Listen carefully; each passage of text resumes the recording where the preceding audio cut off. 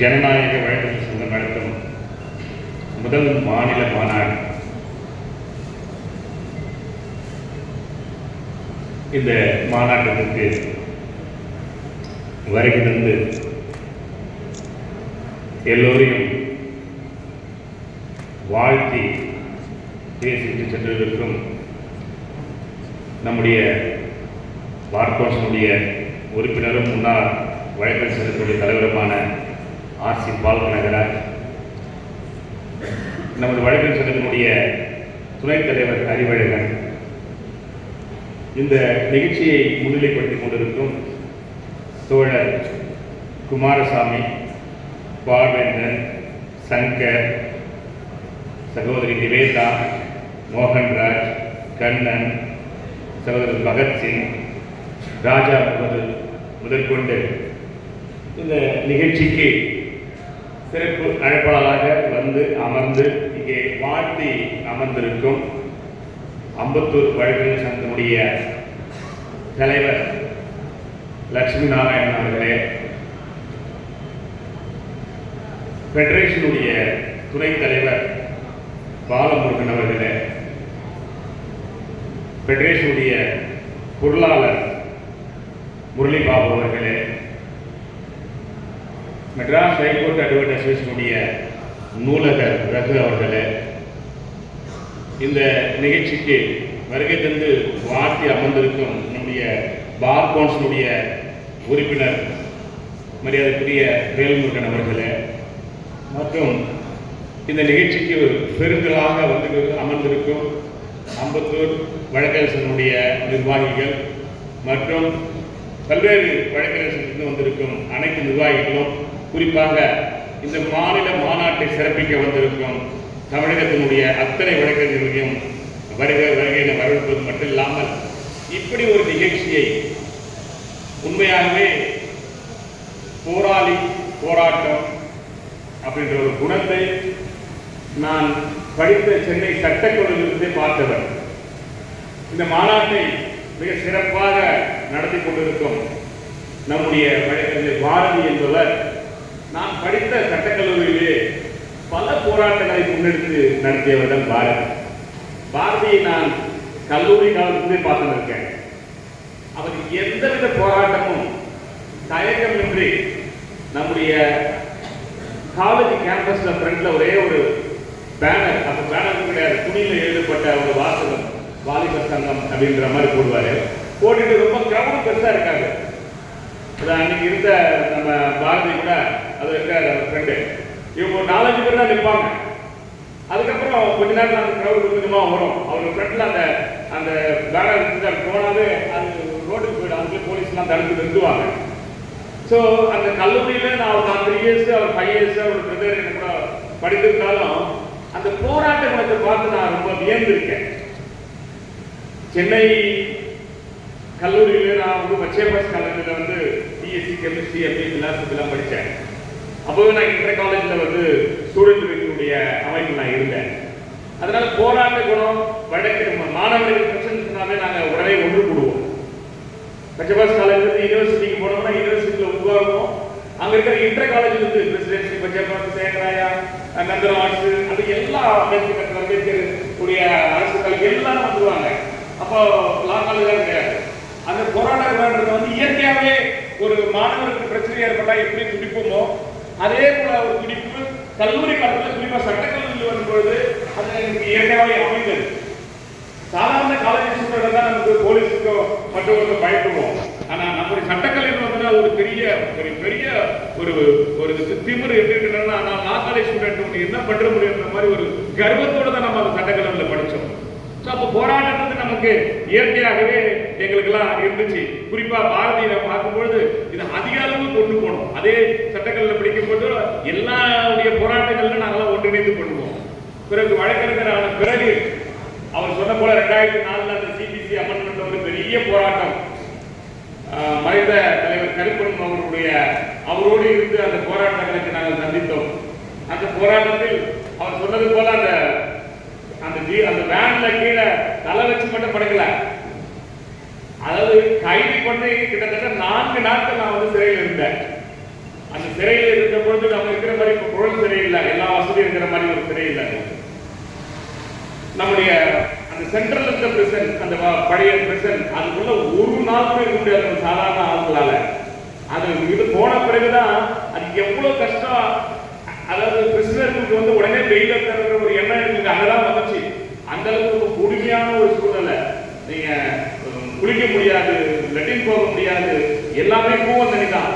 அதுக்கு பதில் ஒரு 2-3 நாள் நான் எதுவும் சாப்பிடாம உட்கார்ந்து அந்த இடத்துல. அப்படியெல்லாம் நம்ம போராட்ட காலத்தில் இருந்ததுனால்தான் இன்றைக்கு முன்னாடி ஒரு வழக்கறிஞர்லாம் எனக்கு நீங்க ஒரு இந்த அளவுக்கு ஒரு பதவியை இன்னைக்கு பார்க்கக்கூடிய வைத்தியராகவும் சேரமாகவும் உங்கள்கிட்ட பேசுறேன்னு சொன்னா அந்த உணர்வுக்கு நீங்க கொடுத்த மதிப்பு தான். அதனால போராட்ட காலத்துக்கு வந்து நான் வந்து எங்கேயுமே வந்து யோசிக்கிறது கிடையாது. எல்லா போராட்டம் செய்ய தயார். பார்க்கக்கூடிய நான் வைத்தியரான பிறகு கூட பல விஷயங்கள்ல வந்து நான் அதனுடைய முடிவுக்கு வந்து நான் ரிசல்ட் கொடுத்துருக்கேன். பல இடத்துக்கள்ல வந்து நான் அதுக்கு கட்டுப்படாதான் இருந்தேன். ஆனா பீயிங் ஏ ஸ்டாச்சுரி பாடி பார்க்கணும்னு சொன்னதுனால சில நேரங்களில் சில விஷயங்களை வந்து வழக்கறிஞருக்கு, அதாவது குறிப்பா தவறு செய்த வழக்கறிஞருக்கு எதிராக நடவடிக்கை எடுக்க வேண்டி வரும். அந்த நடவடிக்கையும் பிறகு உடனே அதை சரி செய்து அவர்களை மீண்டும் வழக்கறிஞராக பணியமர்த்துவோம். அதே பார்க்கணும் வகை தான் அதை சரி செய்யறாங்க. அதை நாம் ஒத்துக்கொண்டு ஒரு விஷயம். இதை எல்லாமே செய்ய வேண்டிய வந்து நம்முடைய வழக்கறிஞர் சங்கங்களுடைய அமைப்புகள் தான். இன்றைக்கு நம்முடைய பாரதி எடுத்து இந்த மாநாடு இவ்வளவு பெரிய டிஸ்கஷன் சாதாரண விஷயம் இல்ல. இந்த மாநாட்டுடைய இந்த அலைவுகள், இந்த பிரச்சனை எல்லாம் முடிஞ்சிச்சுன்னா இது ஒரு கனவு தான். இது ஒரு கனவு திட்டம் தான்.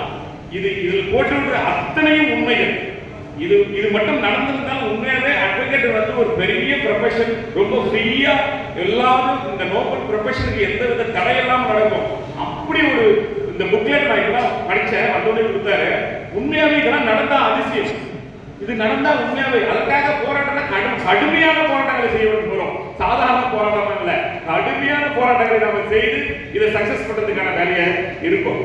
அதுல பர்டிகுலரா நம்முடைய ஜனநாயக மாநாட்டு வழக்கறிஞர் சங்கத்தினுடைய கோரிக்கைகள், குறிப்பா தீர்மானங்களை படித்த போது எல்லாமே நம்ம வந்து யோசிக்க வேண்டியது, எல்லாமே நமக்கு தேவையான தீர்மானங்கள் தான் போட்டிருக்காங்க. ஒரு தீர்மானமும் இது வந்து ஜஸ்ட் லைக் வந்து அதை இக்னோர் பண்ண முடியாது. எல்லா தீர்மானங்களும் நமக்கு தேவைப்படுவது. உச்ச நீதிமன்றத்தினுடைய கிளை தமிழ்நாட்டில் வர வேண்டும் என்பது வந்து எல்லாருடைய கனவு. நாம் எப்படி நீதி வந்து அந்தந்த மக்கள் வாழக்கூடிய இடத்துக்கு போய் சேர வேண்டும் என்று இன்னைக்கு government policy taluk level court கொண்டு போனாங்க. ஹைகோர்ட் இருந்துச்சு, டிஸ்ட்ரிக்ட் கோர்ட்டு. ஹைகோர்ட்டை வந்து மதுரை பிரான்ச்சா பிரிச்சு கொண்டு போனாங்க.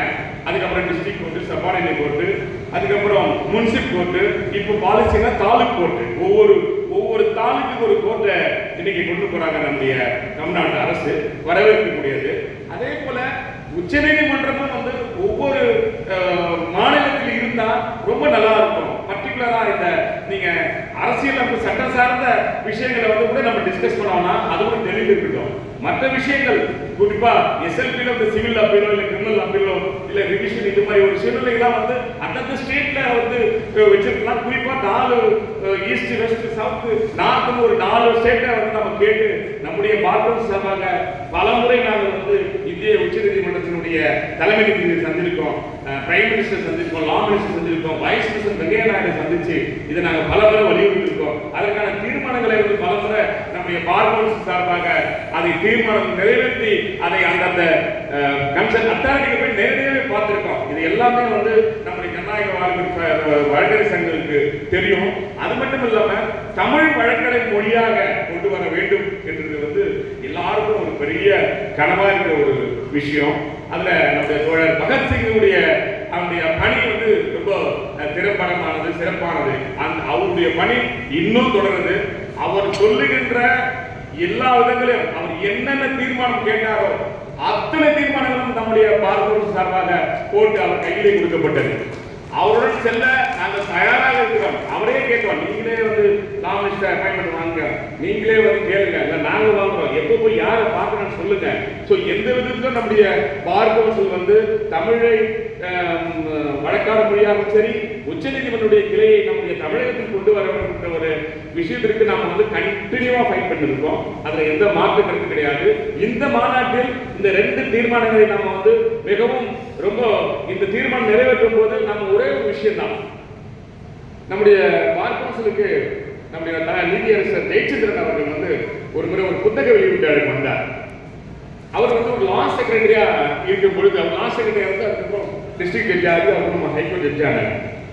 அப்போ ஒரு கான்ஃபரன்ஸ் வந்து சீஃப் மினிஸ்டர்ஸ் அண்ட் லா மினிஸ்டருடைய கான்ஃபரன்ஸ் வந்து டெல்லியில் நடந்தப்போ அவர் நம்முடைய ஸ்டேட் சார்பா அந்த கான்ஃபரன்ஸ்ல கலந்துருக்கிறாரு. அப்போ வந்து இப்ப இருக்கிற பிரைம் மினிஸ்டர் வந்து அப்போ வந்து சீஃப் மினிஸ்டரா குஜராத்துடைய சீஃப் மினிஸ்டராகவும் அவங்க கலந்துருக்காங்க.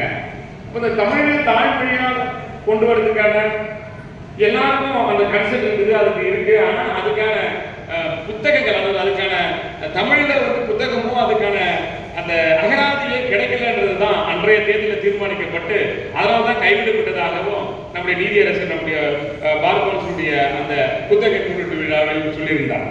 அப்பொழுது அவர் ஒரு வார்த்தை சொன்னார், நாம் ஏன் தமிழை அதாவது சட்ட சொல் அகராதி லா டிக்ஷனரி இன் தமிழ் ஏன் நம்ம உருவாக்க கூடாது? நம்முடைய வழக்கறிஞர் குடும்பத்தில் கிட்டத்தட்ட 1,40,000 வழக்கறிஞர் இருக்காங்க. இந்த 1,40,000 வழக்கறிஞர்கள் ஒரு ஒரு ஒரு ஒரு அகராதிக்கு ஒரு ஆங்கில சொல்லுக்கு ஒரு தமிழ் அகராதியை, அதாவது சட்ட சொற்களை வந்து கொடுக்கலாம். அப்படி கொடுக்கும் பட்சத்தில் நாம் ஏன் ஒரு பெரிய டிக்ஷனரியை நம்ம உருவாக்க கூடாது அப்படி ஒரு சஜஷனை நம்முடைய பார் கவுன்சில் மீட்டிங்ல வைத்தாரு. உடனே அவர் ஒரு சஜஷன் சொன்னாரு, ஒவ்வொரு கோர்ட்ல ஒரு பாக்ஸை வச்சு அந்த பாக்ஸ்ல ஒவ்வொரு வழக்கறிஞரும் அதுக்கான மீனிங்கை எழுதி கொடுக்கணும் அப்படி சொன்னாரு.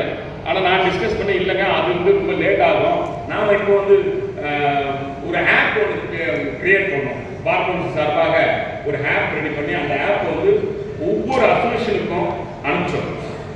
அந்த அசோசியேஷன் வந்து அவங்க ஃபார்வர்ட் பண்ண சொன்னோம் எல்லா அட்வொகேட்ஸுக்கும். நீங்க வந்து ஒவ்வொரு வழக்கறிஞரும் வந்து ஒரு ஆங்கில சட்ட சொற்களுக்கு ஒரு தமிழ் அர்த்தத்தை வந்து அவங்க வந்து எக்ஸ்பிளேஷன் கொடுக்கணும் அப்படின்னு நாங்கள் கொடுத்தோம். இதை நான் ஒரு ப்ரெஸ் ரிலீஸா தமிழ்நாடு மற்றும் பாண்டிச்சேரி முழுக்க இதை நான் அனுப்பியிருந்தேன். ஆனால் நமக்கு அது ரொம்ப புவர் ரெஸ்பான்ஸ் தான் இருந்துச்சு. கிட்டத்தட்ட அத்தனை 285 அசோசியேஷனுக்கு நாங்கள் அனுப்பிச்சிருந்தோம். ஆனால் எனக்கு வந்து அது ரெஸ்பான்ஸ் வந்து கிட்டத்தட்ட ரொம்ப கம்மி, 100க்கு கம்மியாக தான் இருந்துச்சு. இருந்தாலும் மறுபடியும் ஜெயச்சந்திரன் நாங்கள் டிஸ்கஸ் பண்ணும்போது விட வேண்டாம், மறுபடியும் ஃபர்தராக இது கொண்டு போகணும். அட்லீஸ்ட் இந்த 80 பேர்ல யார் அதிகமாக இது கொடுத்துருக்காங்க அவருக்கு நான் ஒரு பரிசு கொடுக்குறேன் அப்படின்னு சொல்லியிருந்தாரு. நம்முடைய பொங்கல் விழாவில் வந்து அந்த ராயப்பட்டு ஒரு வழக்கறிஞர் வந்து ஒரு நல்ல சட்ட சொற்களுக்கு வந்து ஒரு எக்ஸ்பிரஷன் கொடுத்தாரு அந்த அகராதியில. அவரை கூப்பிட்டு அவருக்கு பர்சனல் மணி 5000 ரூபாய் வந்து நம்ம பொங்கல் விழாவில் கொடுத்து அனுப்பிச்சிருந்தேன். அது மட்டும் இல்லை, உங்களுக்கு தெரிஞ்சிருக்கும், இது அசோசியேஷன் போனதுனால சரியா போய் ரீச் ஆகிறதுக்காக 1,40,000 வழக்கறிஞர்களுக்கும் பர்சனலா அவங்களுடைய வாட்ஸ்அப்ல இந்த அப்ளிகேஷன் நாங்கள் அனுப்பிச்சிருந்தோம். இதுல உங்களுக்கு நிறைய பேருக்கு இது வந்துச்சான்னு தெரியாது. எத்தனை பேர் ரிசீவ் பண்ணீங்க அந்த தமிழ் அப்ளிகேஷன் அகராதியை, சட்ட சொற்கள் அகராதியை ரிசீவ் பண்ணிருக்கீங்களா? யாரா ரிசீவ் பண்ணி தான் கை தூக்குங்க. ஆமா, இப்போ 320 பேருக்கு நம்ம ரெஸ்பான்ஸ் பண்ணிருக்காங்க. 320 வழக்கறிஞர்கள் வந்து அந்த ஆங்கில சட்ட சொற்களுக்கு வந்து தமிழ் சொற்களை வந்து கொடுத்துருக்காங்க. பட் இது போதாது. ஏன்னா நமக்கு இன்னும் பெரிய அளவு ஒரு டிக்ஷனரி தேவை. அதுக்கான ஒரு பெரிய ஒரு அடிப்படையை நம்ம உருவாக்க வேண்டும்ன்றதுக்காக தான் இந்த அளவு செய்யணும். ஸோ நாம இந்த மாநாட்டின் மூலமாக தீர்மானம் நிறைவேற்றும் பொழுது ஒவ்வொரு வழக்கறிஞர் பங்களிப்பு வேண்டும்.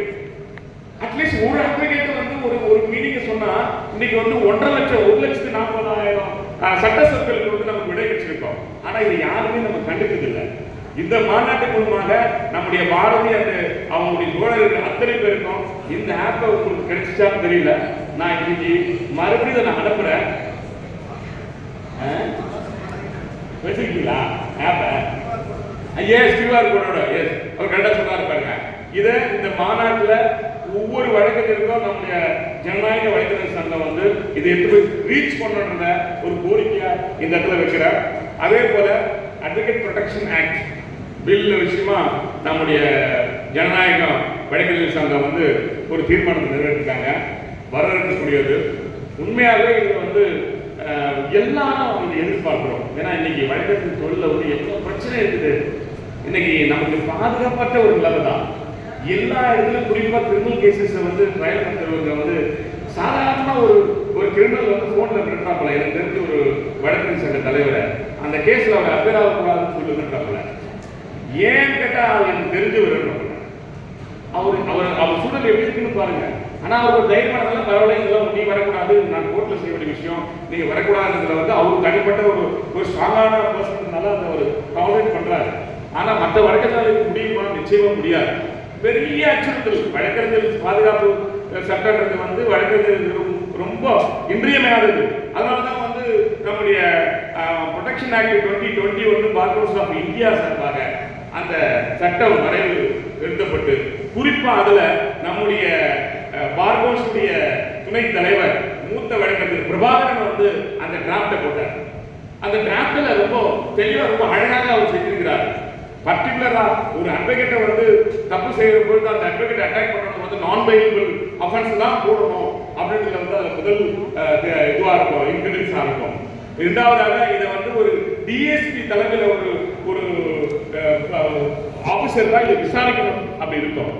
அதே போல இத ஒரு ஸ்பெஷல் கோர்ட் வந்து அப்பாயின்மெண்ட் சொன்னாங்க. ஒரு பர்டிகுலர் டைம்க்குள்ள இந்த கேஸை ட்ரையல் நடத்த சொல்லியிருக்காங்க. பர்டிகுலரா அட்வொகேட்டுக்கு வந்து அச்சுறுத்தல் பண்றவங்க யார் இருந்தாலும் அவங்க மேல வந்து கடுமையான தண்டனையை கொடுக்கணும்னு அவர் கொண்டு வந்திருக்காரு.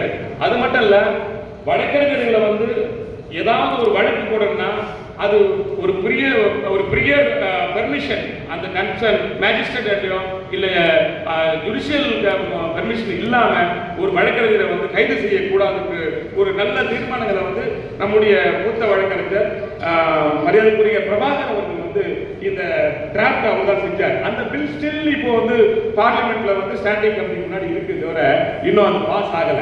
நிறைய ஸ்டேட் வந்து இதற்கான பில்லு போட்டிருந்தாலும் அதை நடைமுறைப்படுத்துவதற்கான சாத்தியக்கூறுகள் குறைவாக இருக்கிறது. அதனால ஒரே தீர்வு மத்திய அரசு மட்டும்தான். இது வந்து 1961 அட்வொகேட் ஆக்ட் வந்து சென்ட்ரல் ஆக்ட்ன்றதுனால மத்திய அரசு வந்து இந்த அட்வொகேட் ப்ரொடெக்ஷன் ஆக்ட் 2021 இமிடியேட்டா அவங்க இம்ப்ளிமெண்ட் பண்ணி ஆகணும். அப்படி பண்ற பட்சத்தில் தான் இந்த வழக்கறிஞர்களுக்கு பாதுகாப்பு என்பதை உறுதி செய்யப்படும். இது நம்முடைய பார் கவுன்சில் மட்டுமல்ல, நம்முடைய பார் ஃபெடரேஷனுடைய தலைவர் மரியாதைக்குரிய மாரப்பன் அவர்கள் வந்து தொடர்ந்து வலியுறுத்தி இதை வந்து ஒவ்வொரு டைமும் பார் கவுன்சில் செய்கின்ற ஒவ்வொரு நேரத்திலையும் பார் ஃபெடரேஷனுடைய நிர்வாகிகள் குறிப்பாக மாரப்பன் அவர்கள் ஆக்டிவா நம்ம கூட இருந்து செயல்பட்டு இருக்கிறார். அதே போல தமிழகத்தில் அனைத்து வழக்கறிஞர் சங்கங்களும் இதுல வந்து ரொம்ப பொறுப்பா இருந்திருக்காங்க.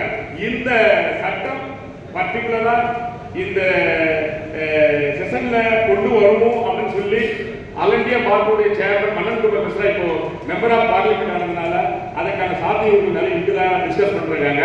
மிக விரைவில் இந்த அட்வொகேட் ப்ரொடெக்ஷன் ஆக்ட் வந்து நமக்கு வரும் அப்படின்றது இந்த நேரத்தில் நான் தெரிவிச்சுக்கிறேன். ஏன்னா நான் பர்சனலா அவரோட பேசின நம்முடைய மன்னன் குமார் பேசுறாங்க, மிக விரைவில் அதை கொண்டு வந்து அதுக்கான முயற்சியை நம்முடைய மூத்த வழக்கறிஞர் பிரபாகர் அவர்கள் வந்து அதை எடுத்து சென்று இருக்கிறார். உண்மையாகவே அது நடக்கும்.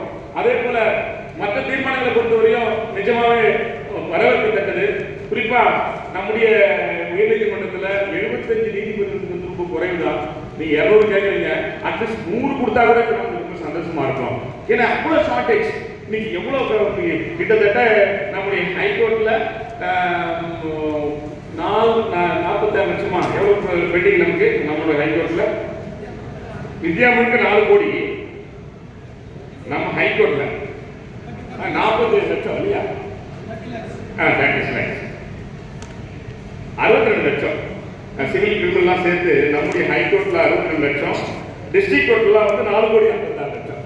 ஸோ இவ்வளவு கேசஸ் வந்து பெண்டிங் இருக்குது.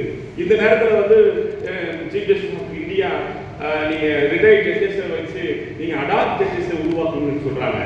இது நம்ம எப்படி எக்ஸ்பிரஸ் பண்றதுன்னு தெரியல. ஏன்னா ஆர்டர் பாஸ் பண்றது நம்முடைய உச்சநீதிமன்ற சீஃப் ஜஸ்டிஸ் வந்து இந்த ஆர்டரா போடுறாங்க. அந்த ஆர்டரை வந்து நம்ம வந்து ஒபே பண்ணணும், இல்லைன்னா அதில் ரிவ்யூ கொண்டு போகணும், அப்படிதான் வந்து சொல்ல முடியும்.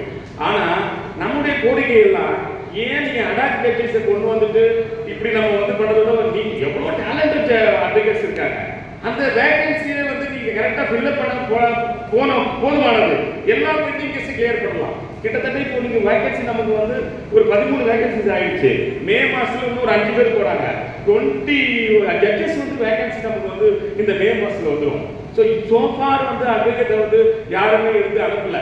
இதில் ஒரு செய்தி, இதுல ஒரு பர்டிகுலர் கம்யூனிட்டி மட்டும் தான் இங்க அட்வொகேட்டா ஜட்ஜஸா கொண்டு வராங்க, இது இமிடியேட்டா வந்து தடுப்பு நிறுத்தணும் அப்படின்னு சொல்லி பார் கவுன்சில் நிறைய ரெப்ரசன்டேஷன், பர்டிகுலரா பார் ஃபெடரேஷனுடைய பொறுப்பாளர்கள் வந்து இதுக்கு அனுப்பிச்சாங்க, நிறைய அசோசியேஷன் பார் கவுன்சிலுக்கு அனுப்பிச்சாங்க.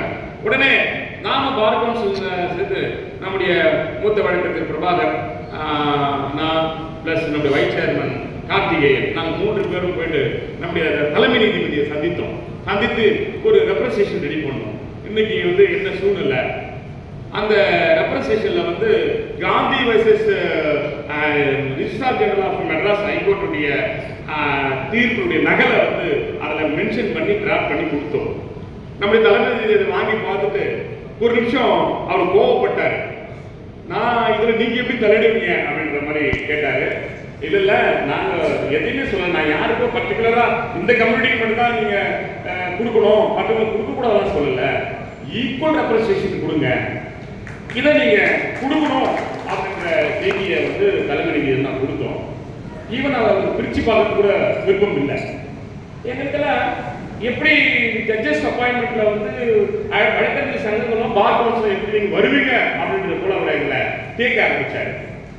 அப்போ நாங்க சொன்னோம், இதுல நாங்க கேட்கறது வந்து உங்களுடைய சூட்டபிலிட்டி நாங்க கொஸ்டின் பண்ணல, உங்க சூட்டபிலிட்டியில நாங்க யாரும் இன்டர்ஃபியர் ஆகல, நாங்க கேட்கறது ஈக்குவல் ரெப்ரசன்டேஷன் வேணும்ன்றது வந்து காந்தி வர்சஸ் ரிஜிஸ்ட்ரார் ஜெனரல் கேஸ்ல வந்து ரொம்ப தெளிவா ஜஸ்டிஸ் பாப்டே கொடுத்திருப்பாரு. அதை தான் நாங்க எடுத்து சொன்னோம். சரி கொஞ்ச நேரம் வராதுன்னு சொன்னவர், சரி இதெல்லாம் நாங்கள் பார்த்துக்கிறோம் அப்படின்னு சொன்னார். பிறகு அப்பவும் அவர் வந்து அதை திறந்து படிக்கல. நம்முடைய சீஃப் ஜஸ்டிஸ், நான் கோர்ட்டுக்கு டைம் ஆச்சு, நான் அப்புறம் படிச்சுன்னு சொல்லிட்டு அவர் போயிட்டார். ஆனால் எங்களுக்கு திருப்தி இல்லை. ஒரு ரெப்ரசன்டேஷன் வந்து ஒரு பார் கவுன்சில் ஸ்டாச்சுரி பாடி, பல வழக்கறிஞர் சங்கங்கள் வந்து பெறப்பட்ட ஒரு கோரிக்கையை வந்து அவருக்கு நாங்கள் பிரசன்ட் பண்றோம். நாங்கள் யாருக்கும் எதிரானவங்கள் அல்ல, நீங்க எல்லாருக்கும் பகிர்ந்து கொடுங்க, ஆல் செக்ஷன் ஆஃப் சொசைட்டி எல்லாரும் கொடுங்க, மைனாரிட்டி, விமன் எல்லா கம்யூனிட்டிக்கும் கொடுக்கறதுக்கு தான் அந்த ரெப்ரசன்டேஷனுடைய சாராம்சம். இருப்புனா ஒரு சரி காக்காத போல இருந்துச்சு. வேற வழி இல்லாம உடனே டெல்லிக்கு போகணும். டெல்லிக்கு போயிட்டு நம்முடைய போர்ட்ஃபோலியோ ஜட்ஜஸ் ஆன ஜஸ்டிஸ் மகாதேவன், ஜஸ்டிஸ் எம்எம் சுந்தரேஸ் அவரோட நாங்கள் இதை முறையிட்டோம். அவர்கள் பார்த்தவுடன் சொன்னார்கள், நிச்சயமா உங்களுக்கு தப்பு ஒண்ணு இல்லை, இதுல என்ன தப்பு இருக்கு, நீங்க கேட்கறது நியாயமானது தானே, ஈக்குவல் ஆப்பர்ச்சுனிட்டி ஈக்குவல் ரெப்ரசன்டேஷன் கேட்டிருக்கீங்க, ஜட்ஜ்மெண்ட் இருக்கு அப்படின்ற போல அவர் சொன்னாரு. அவரை மட்டும் இல்லாம அவர் சொன்னார், நாங்க பாத்துக்கிறோம், அது என்னன்னு பாத்துக்கலாம், நீங்க கவலைப்பட வர போகுதுன்னு சொன்னாரு. பிறகு நம்முடைய கொலிஜியல் ஜட்ஜியான சுப்ரீம் கோர்ட்ல வந்து justice Gavai, justice Suryakant meet பண்ணோம். அவங்க அந்த ரெப்ரசன்டேஷன் பார்த்த உடனே ஜஸ்டிஸ் சூரியகாந்த் ஜட்ஜ்மெண்ட் ஆல்ரெடி படிச்சார் இருக்கு. நான் ரெப்ரசன்டேஷன் ஆல்ரெடி மெயில் அனுப்பிச்சிருந்தேன். சீஃப் ஜஸ்டிஸ் கூட காப்பி டூ கொண்டு நான் chief justice of India, collegial judges, law minister, நம்முடைய சென்னை சார்ந்த நீதிபதிகளுக்கு நான் அனுப்பிச்சிருந்தேன். அதில் சூரியகாந்த் படிச்சுட்டு வந்து சரியா சொன்னாரு, ரைட் உங்களுக்கு ரெப்ரசன்டேஷன் ரைட் தானே, ஆமா ஈக்குவல் ரெப்ரசன்டேஷன் நம்ம கொடுத்துதான் ஆகணும் நம்முடைய காந்தி வர்சஸ் ஸ்டேட். அப்புறம் கவாய் வந்து ரொம்ப உரிமையோடு பேசினாரு, நான் பேசுறேன், நீ கவலைப்படாத போங்க சொன்னாரு. பிறகு சட்டத்துறை அமைச்சரை பார்த்து அவர்களுக்கு ரெப்ரசன்டேஷன் அனுப்பிச்சோம். சட்டத்துறை அமைச்சர் ரொம்ப கேட்சிங்கா இருந்தாரு. நாங்க போனோடனே தமிழ்நாடு தானே கரெக்டா, நான் பார்த்த எல்லாத்தையும் ரெப்ரசன்டேஷன் படிச்சுட்டேன், டெஃபினட்டா கோரிக்கை நியாயமானது, நான் இமிடியேட்டா நான் சீஃப் ஜஸ்டிஸ்க்கு வந்து இதை நான் ஃபார்வர்ட் பண்றேன், அவங்க அதை செய்வாங்க, நீங்க கவலைப்படாதுன்னு சொல்லி ஒரு ஆறுதல் செய்தி கொடுத்தோம். நாங்கள் சென்னையில அந்த டெல்லியிலிருந்து சென்னைக்கு வந்தோம். நிஜமாவே இதை எல்லாம் அனைத்தையும் வந்து இந்த மாநாட்டில் நீங்க என்ன நினைக்கிறீங்களோ இதை நாங்கள் ஏற்கனவே செய்தோம் என்பதனால இங்க நான் தெரிவிக்க கடமைப்பட்டிருக்கிறேன். பார் கவுன்சில் வந்து எப்பவுமே எந்த விஷயத்திலே வந்து ஒரு ஸ்டாச்சுரி பாடியா மட்டும்தான் இருக்க விரும்பவே இல்லை. எங்களுக்குள்ள ஆட்கள் குறிப்பா வெல்பன் சார் நாங்கெல்லாம் இருக்கிறதுனால அது ஒரு அசோசியேஷன் போல தான் நாங்கள் செயல்பட்டு இருக்கிறோம். அசோசியேஷன் தான் வந்து ரியாக்ட் பண்றாங்களோ இல்லையோ இந்த ஜட்ஜஸ் அப்பாயின்மெண்ட்ல பார் கவுன்சில் ஃபர்ஸ்ட் போய் ரியாக்ட் பண்ணோம். ஒரு சிலர் கேட்டாங்க, நீங்க வந்து பார் கவுன்சில் ஸ்டாச்சுரி பாடி, ஆனா நீங்க அசோசியேஷன் செய்ய வேண்டிய வேலை நீங்க செய்யறீங்க, அசோசியேஷன் செய்ய மறந்துட்டாங்கன்னா நிச்சயமா பார் கவுன்சில் அசோசியேஷனோட மாறிடுவோம், வேற வழி இல்லை. ஏன்னா நீங்க தான் இந்த பதவியில வழக்கறிஞரா என்ன வைஸ் சேர்மனும் சேர்மன் ஆகுறீங்க. வழக்கறிஞருக்கு ஒரு பதவி இதுதான் நிரந்தரம், இதெல்லாம் வரும் போகணும்னு எனக்கு தெரியும். அதனால எந்த நேரத்தில் வழக்கறிஞருடைய பாதுகாப்பையோ வழக்கறிஞருடைய எந்த உரிமையோ யார் தலையிட்டாலும் அது பெருசா வந்து அசோசியேஷனை விட அதிகமா பார் கவுன்சில் ரியாக்ட் பண்ண இந்த நேரத்தில் நான் தெரிவிக்கப்பட கடமைப்பட்டிருக்கிறேன். அது மேடையில் இருக்க அத்தனை பேருக்கும் தெரியும். அது மட்டும் இல்லாம இந்தியா இந்த வெல்ஃபேர் ஃபண்ட் தான் ரொம்ப முக்கியமானது. இது நான் இந்த நேரத்தில் சொல்ல சொல்லி ஆகணும். வெல்ஃபேர் ஃபண்டு என்ன நிறைய தீர்மானம் இருக்குது, அதெல்லாம் வந்து எக்ஸலண்ட் தீர்மானம். அதில் நான் வந்து இன்டர்ஃபியர் ஆகவே மாட்டேன். ஏன்னா அவ்வளோ அருமையான தீர்மானம். பாருங்க சொன்னாரு, நீங்கள் சேர்மன் ஸ்டாச்சுரி பாடி வருவீங்களான்னு நினச்சேன்னாரு. இல்லை நான் கண்டிப்பாக வருவேன். வழக்கறிஞருடைய வெல்ஃபேர் எங்கே பாதிக்கப்பட்டாலும் அந்த இடத்துல நான் இருப்பேன். வழக்கறிஞருடைய வெல்ஃபேர் எங்கே காப்பாற்ற நினைச்சாலும் அங்கே நான் இருப்பேன். இது சேர்மன் இல்லை, வழக்கறிஞர் அமல்ராஜா உங்க கூட எப்பவுமே இருப்பேன், வழக்கறிஞரோட இருப்பேன். அப்படி இருக்கிற பட்சத்தில் நிச்சயமா அது தப்பு நடாதுன்னு சொன்னேன். வெல்ஃபேர் ஃபண்டில் மட்டும் இது உங்களுக்கு இதுவரையும் தெரிஞ்சிருக்காது, ஆனாலும் தெரியணும், டீட்டெயிலாக தெரியணும். அது ரொம்ப இது நம்முடைய ஆக்ட் வந்து 1987 நம்முடைய பார் கவுன்சில் நிர்வாகிகள், அதாவது நமக்கு முன்னாடி இருந்த நிர்வாகிகள் வந்து இது ஒரு பெரிய இன்டென்ஷனோட அழகா டிராஃப்ட் பண்ணி அன்னைக்கு இந்த தமிழ்நாடு கவர்மெண்ட்ல இதை ஆக்டா கொண்டு வந்து 1991 வந்து இதை நம்ம வந்து ஃபோர்ஸ் கொண்டு வந்திருக்காங்க. அன்னைக்கு வந்து ₹1 ஸ்டாம்பு 20,000 கொடுத்துருக்காங்க. அதுக்கப்புறம் ₹2 ஸ்டாம்புக்கு 50,000 கொடுத்துருக்காங்க வெல்ஃபேர் ஃபண்டு ஒரு வழக்கறிஞர் இறந்தா. பிறகு வந்து ₹10 ஸ்டாம்பு, ₹5 ஸ்டாம்பு 1 லட்சம் கொடுத்துருக்காங்க ஒரு வழக்கறிஞர் இறந்தா. பிறகு அது ₹10 ஸ்டாம்பு வந்து 2 லட்சமா கொடுத்துருக்காங்க. பிறகு அது வந்து ₹30 ஸ்டாம்பு வந்து 5,4 லட்சமா கொடுத்துருக்காங்க. ₹30 ஸ்டாம்புக்கு அப்புறம் 5,4 லட்சம் மாற்ற பிறகு 7 லட்சமா மாற்ற சொல்ல ஸ்டாம்ப்ஸ் அவங்க இன்க்ரீஸ் பண்ணல. பிறகு 7 லட்சத்துக்கு 10 லட்சமா இன்க்ரீஸ் பண்ண சொல்ல அதை இன்க்ரீஸ் பண்ணல.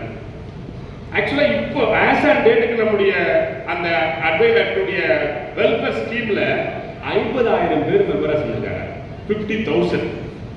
நம்முடைய டோட்டல் ஸ்ட்ரென்த் 1,40,000 வழக்கறிஞர்கள் இது வரைக்கும் நம்முடைய தமிழ்நாடு பாண்டிச்சேரி பார் கவுன்சிலுடைய அட்வொகேட்டா என்ரோல் பண்ணி மெம்பரா இருக்காங்க.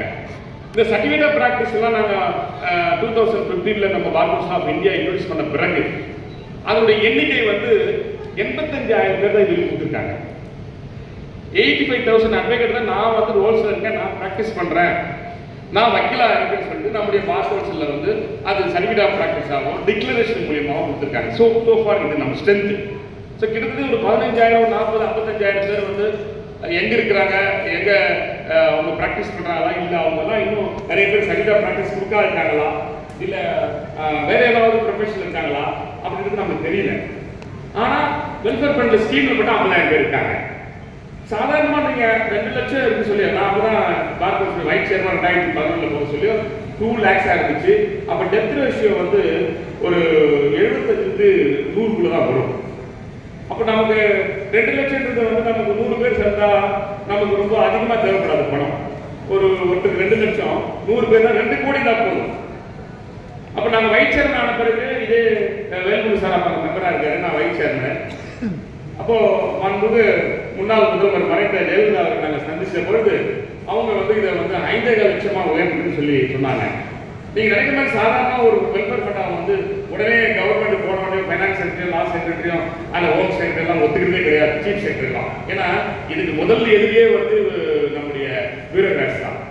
இந்த ஃபண்ட் எப்படி இவங்களுக்கு அட்வொகேட் கொடுக்கலாம், இவங்களுக்கு ஏற்பட்ட யாரு, இவங்களுக்கு கொடுத்தா டாக்டர் கேட்க மாட்டாங்களா, இவங்களுக்கு கொடுத்தா ஆடிட்டர் கேட்க மாட்டாங்களா, இவங்களுக்கு கொடுத்தா இன்ஜினியர் கேட்க மாட்டாங்களா, இது எப்படி நம்ம கொடுக்க முடியும் அப்படின்னு அந்த நேரத்தில் கூட அப்ப இருந்த பினான்ஸ் செக்ரட்டரி ராஜகோபால் நினைக்கிறேன் ஐஏஎஸ் அப்போ அவர் தரத்துக்கு முற்படல. ஆனா நம்முடைய சட்டத்துறை அமைச்சர் சி வி சண்முகம் வந்து ஒரு வழக்கறிஞராக இருந்ததுனால அவருடைய கடின வழக்கறிஞர் பிரச்சனை தெரிஞ்சதுனால அந்த நேரத்தில் இந்த 5,5 லட்சத்தை முன்னாள் மறைந்த முதல்வர் ஜெயலலிதா அவர்கள் தெரிவிச்சு அந்த 5,5 லட்சத்தை நம்ம வாங்கி கொடுத்தாங்க. அப்போ ₹10 ஸ்டாம்ப் அவங்க ₹30 ஸ்டாம்ப் இன்க்ரீஸ் பண்றதுக்கு அவங்க கொஞ்சம் பயந்தாங்க. ஆனா இந்த ஸ்கீம் பொறுத்த வரைக்கும் இந்த ஸ்கீமோட இன்டென்ஷன் என்ன, நாம நமக்குள்ள பணத்தை போட்டு அந்த பணத்துல மறைந்த வழக்கறிஞர்களுக்கு எடுத்து கொடுக்குறது தான் ஸ்கீம். இதுல கவர்மெண்டுடைய ரோல் கிடையவே கிடையாது. கவர்மெண்ட் கொடுக்கணும்னு அந்த இடத்துல எந்த இன்டென்ஷனும் இல்லை. ஆனா ஒவ்வொரு முறையும் நம்முடைய பார் கவுன்சில் நிர்வாகிகள் ஏதாவது விதத்துல அந்த முதல்வரையும் சட்டத்துறை அமைச்சரை சந்திச்சு ஏதாவது ஒரு பணம் வாங்கிட்டு இருக்காங்க. முதல்வர் கலைஞர் காலத்துல இருந்து 5,000 கொடுத்துருக்காங்க ஃபர்ஸ்ட், அதுக்கப்புறம் 50,000, அதுக்கப்புறம் 2 லட்சம், அதுக்கப்புறம் 5 லட்சம், அதுக்கப்புறம் இறுதியா 1 கோடி அந்த அம்மா முதல்வர் அந்த அம்மா ஜெயலலிதா அவர்கள் கொடுத்தாங்க. இந்த 5,5 லட்சம் உயர்த்தும் போது தான் ஒன் டைம் கிராண்டா 4 கோடி ரூபாய் தமிழக அரசு நம்முடைய வெல்ஃபேர் ஃபண்டுக்கு கிராண்டா கொடுத்தாங்க. இதுக்கு முன்னாடி கிடையவே கிடையாது. ஸோ அந்த 4 கோடி வந்த பிறகு எவ்ரி இயர் 4 crore நமக்கு வந்துட்டே இருந்துச்சு. இந்த 5.25 லட்சம் உயர்த்த பொழுது உங்களுக்கு என்ன ஆச்சு, நம்முடைய டெத் ரேஷியோ இப்போ உடனே இன்க்ரீஸ் ஆகிட்டே இருக்கு. அது முன்னாடி 17,000 பேர் தான் அந்த வெல்ஃபேர் ஃபண்ட்ல மெம்பரா இருந்தாங்க. 5.25 லட்சம் வந்து ஒரு 25,000-30,000 பேர் மெம்பர் ஆகிட்டாங்க. அப்போ டெத் ரேஷியோ இன்க்ரீஸ் ஆகிட்டே இருக்கு. 100 ஆகுது, 200 ஆயிடுச்சு. 200 ஆயிருக்கும் பொழுது ஒரு வழக்கத்தில் இருந்தா 5.25 லட்சம் 200 பேர் வந்துட்டாங்க. 10 கோடி தேவைப்படும். நமக்கு எவ்வளவு கொடுப்பாங்க? கவர்மெண்ட் 4 கோடி கொடுப்பாங்க. பேலன்ஸ் 6 கோடி நம்முடைய ஸ்டாம்ப்ஸ் 30 ரூபாய் இன்க்ரீஸ் பண்ணாங்க. 30 ரூபான்ற போது ஒரு வருஷத்துக்கு 4 கோடி 50 லட்சம் கிடைக்கும். ஸோ 4 கோடி 50 லட்சமும் கவர்மெண்ட் கொடுக்குற 4 கோடி சேர்த்தா 9 கோடி 50 லட்சம். ஆனா நமக்கு தேவை 10 கோடி. 50 லட்சம் ரூபாய் நமக்கு டெபிசிட் இருக்கும். அதை நாங்கள் சமாளிப்போம். எப்படி சமாளிப்போம்னா, இதுக்கு முன்னாடி இந்த பணம்லாம் நாங்க டெபாசிட் போட்டு வச்சிருந்தாங்க. அந்த இன்ட்ரெஸ்ட் எடுத்து நம்ம கரெக்டா கொடுத்துருவோம். இந்த டைம்ல பார் கவுன்சில் பீரியட் முடிஞ்சு 2017 16ல முடிஞ்சு 17ல நம்முடைய ஸ்பெஷல் கமிட்டி வருது. அந்த நேரத்தில் நான் ஸ்பெஷல் கமிட்டி நான் இருந்தேன்.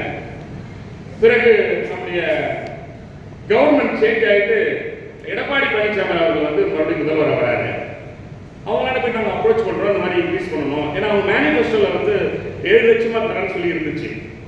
வழக்கறிஞர் இருந்தா அவங்களுடைய அந்த வெல்ஃபேர் ஃபண்டில் நாங்கள் போய் மீட் பண்ண சொல்லி, சரி நாங்கள் 7 லட்சத்துக்கு கொடுக்குறோம் அப்படின்னு சொல்லிட்டு அவங்க வித்தவுட் ஹேக்கிங் ஸ்டாம்ப் உடனே 7 லட்சத்தை அவர் அனௌன்ஸ் பண்ணிட்டாங்க. அனௌன்ஸ் பண்ண பிறகு அந்த 4 கோடியை 8 கோடியா இன்க்ரீஸ் பண்ணாங்க. அப்போ 7 லட்சம் 8 கோடி. ஆனா ஸ்டாம்ப் நம்ம இன்க்ரீஸ் பண்ணல.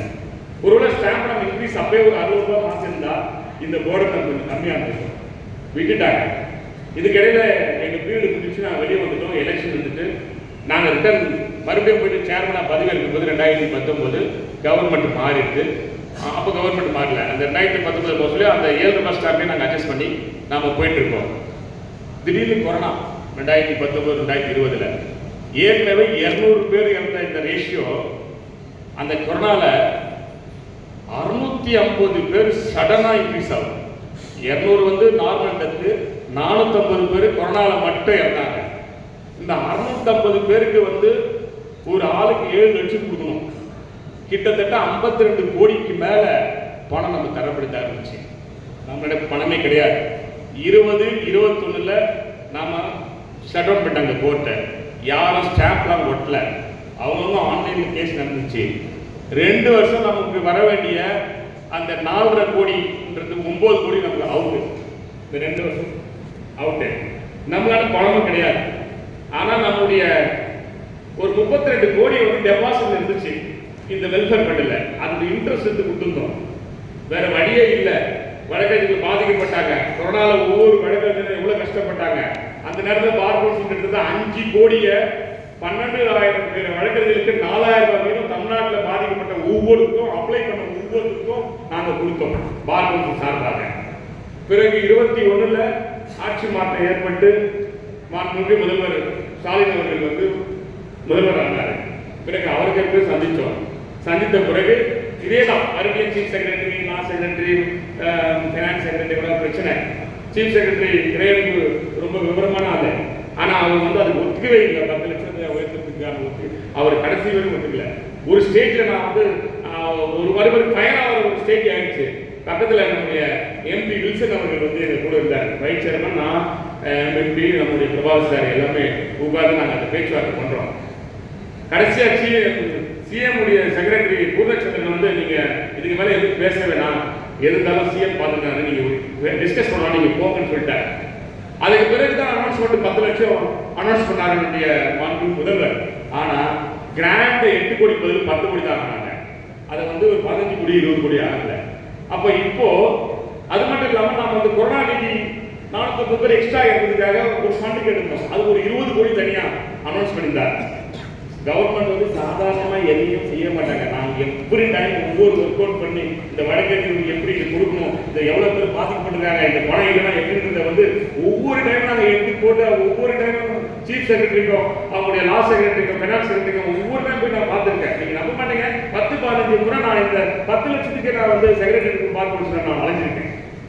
பிறகு வந்து அவங்க வந்து எங்க வந்து எதுவுமே கேட்காம 10 லட்சமோ 10 கோடி அனௌன்ஸ் பண்ணி போயிட்டாங்க.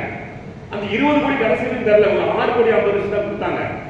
அதற்கு பிறகு நம்முடைய நீதிமன்றத்தில் பர்டிகுலரா நம்ம எஸ்எம்எஸ் உடைய பெஞ்சில் இதை வந்து சூமோட்டா எடுத்து கிட்டத்தட்ட ஒரு 7 கோடி அப்புறம் ஒரு 10 கோடி சொல்லி ஒவ்வொரு டைமும் போட்டு வாங்கி கொடுத்த பிறகுதான் அந்த ஃபுல் அமௌண்ட்டா ஏற்கனவே 32 கோடியை நாங்கள் டெபாசிட்டை உடைச்சி நம்மளால இருக்கிற பணம் கவர்மெண்ட் கொடுத்த ஒரு 10 கோடி எல்லாம் போட்டு அந்த 7 லட்சத்துக்கு நம்ம கொடுத்து முடிச்சிட்டோம்.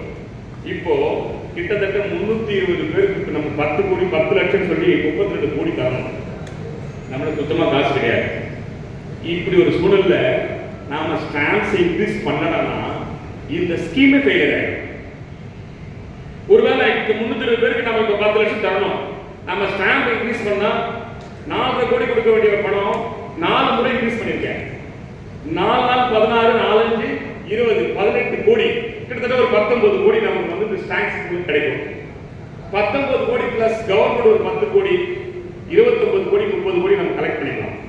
இந்த 320 பேருக்கு 300 பேருக்கு இந்த 30 கோடியை வச்சு கொடுத்துடலாம். அப்படி 20 பேருக்கு நம்ம வந்து 2 கோடிக்கு வந்து மறுபடியும் ஸ்டாம்ப்ஸ் வித்தாதான் கிடைக்கும்.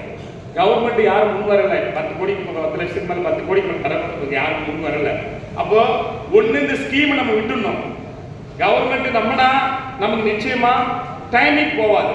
இதை நீங்க தீர்மானம் போட்டிருக்கீங்க, கடைசி தீர்மானமா பணம் இல்லாம கூட நம்ம மெம்பர்ஸ் இல்லாம கூட கொண்டு போயிடலாம். ஆனா ஸ்டாம்ப்ஸ் இல்லாம இந்த ஸ்கீம் நடத்தவே முடியாது. இந்த ஸ்கீமை ஸ்டாம்ப்ஸ் இல்லாம ஒரு இனிஷியல் கூட நடத்த முடியாது. இப்ப நம்ம இந்த 120 ரூபாய் நம்ம இன்க்ரீஸ் பண்றது மூலமா தான் இப்ப பாதிக்கப்பட்ட இறந்த அந்த வழக்கறிஞர் 300 குடும்பத்துக்கு நாம 30 கோடி கொடுக்க முடியும். இல்லை என்றால் நீங்க 30 ரூபாய் ஸ்டாம்பை 4.5 கோடியோ கவர்மெண்ட் ஒரு 10 கோடி 14 கோடி ஒரு வருஷத்துக்கு தான் நீங்க கொடுக்க முடியும். அப்ப ஒரு 145 பேருக்கு தான் நீங்க வந்து வெல்ஃபேர் கொடுக்க முடியும். இப்ப 400 இன்க்ரீஸ் ஆகுது டெத் ரேஷியோ. அப்ப பேலன்ஸ் இருக்கிற 250 பேருக்கு எப்ப கொடுப்போம்னா நம்ம ஒரு பாண்ட் தான் கொடுத்து அனுப்பணும். நீங்க அடுத்த வருஷம் வாங்க, இல்ல நீங்க 5 வருஷம் கொடுத்து வாங்க, அது அப்படியே போகும். ஒரு டைம் கவர்மெண்ட் சொன்னாங்களாம், இது பாண்டு கொடுத்துருவாங்க, அந்த இது பண்ணுங்களா, எப்போ அவங்க டேர்ன் வருது அப்போ கொடுப்பான்னு சொல்லுவாங்க.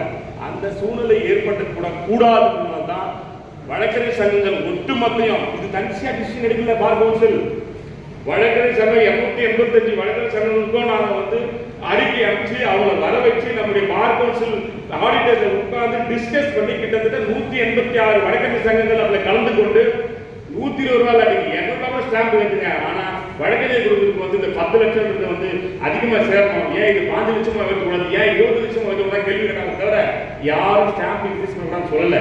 ஏன்னா டேட்டாஸ் நாங்க அப்படியே கொடுத்தோம், அட்வொகேட்ஸ் அசோசியேஷன் ஆபீஸ் பேரர் கொடுத்தோம். அவங்க உணர்ந்தனால தான் இதை நீங்க இன்க்ரீஸ் பண்ணுங்கன்னு சொன்னாங்க. இன்க்ரீஸ் பண்ணா மட்டும் தான் இந்த ஸ்கீம் சக்சஸ்ஃபுல்லா நடக்குமே தவிர இல்லைன்னா கிடையாது, வாய்ப்பே கிடையாது. Scheme failure. ஸோ நம்முடைய முன்னோர்கள் என்ன நினைச்சு இந்த ஆக்டை வந்து நம்முடைய தமிழக சட்டமன்றத்தில் என்ன பண்ணாங்களோ அதை நம்ம சக்சஸ்ஃபுல்லா கொண்டு போனோம்னா இது போல விஷயங்களை நம்ம வந்து பேர் பண்ணி தான் ஆகணும். அதனால தான் இந்த ஸ்கீம் வந்து ஸ்டாம்ப் வெல்ஃபேர் ஸ்டாம்பை பொறுத்த வரைக்கும் நாம 25 லட்சம் வந்து நம்ம இலக்கு. நிச்சயமா இந்த மாநாட்டில் இந்த 25 லட்சம் வந்து கொண்டு வரலாம், அதுல மாற்றுக்கிறதே கிடையாது. நம்முடைய இலக்கு அதுதான், 25 லட்சம் இலக்கு. ஆனா கொஞ்சம் கொஞ்சமா தான் ஏற்ற முடியும், ஸ்டெப் பை ஸ்டெப்பா. இப்ப 10 லட்சம் இருக்கு, இது வர நெக்ஸ்ட் கவர்மெண்ட் வந்து அது 15 லட்சமா கேட்கலாம். 15 லட்சமா கேட்க சொல்லி கிராண்ட் நமக்கு வந்து ஒரு 20-25 கோடி எக்ஸ்ட்ரா கேட்கலாம். பிறகு இது மட்டும் இல்லாம நம்முடைய ஸ்டாம்ப்ஸை கொஞ்சம் இன்க்ரீஸ் பண்ணிட்டா வரும். சப்போஸ் இப்போ அது 15 லட்சம் சொன்னா நாம 120 ரூபாய் ஒரு 150 ரூபாய் கொண்டு தான் போகணும். நான் வித்தவுட் ஸ்டாம்ப் நீங்க இன்க்ரீஸ் பண்ணாம உங்களால கவர்மெண்ட் ஒத்துக்க மாட்டாங்க. இதுக்கு நீங்க 5 லட்சம் நான் கொடுக்குறேன் ஒத்துக்க மாட்டாங்க. நீங்க கால்குலேஷன் பண்ணி நம்ம கொடுத்தே ஆகும். ஃபைனான்ஸ் செக்ரட்டரி வந்து ரொம்ப டீப்பா பார்ப்பாங்கல்ல, இது எப்படி முடியும் எப்படி போகப்பட்டு இருக்காங்க. ஸோ நல்ல இலக்கு 25 லட்சம் வந்து நம்ம இலக்கா இருந்தாலும் அதை கொஞ்சம் கொஞ்சமா கொண்டு போயிட்டு கவர்மெண்டோட உதவியோட தான் இந்த ஸ்கீம் நடத்த முடியுதுனால தெரிவிச்சு இந்த மாநாடு வெற்றி பெற நம்முடைய பாரதி அவர்களுக்கு வந்து நம்முடைய பார் கவுன்சில் மண்டல ஒட்டுமொத்த வழக்கறிஞர் சார்பாக பாரதி அவருடைய தோழர்களுக்கு அத்தனை பேருக்கு நான் வந்து ஒரு சல்யூட் அடிச்சு வாழ்த்து தெரிவித்து விடைபெறுகிறேன். நன்றி, வணக்கம்.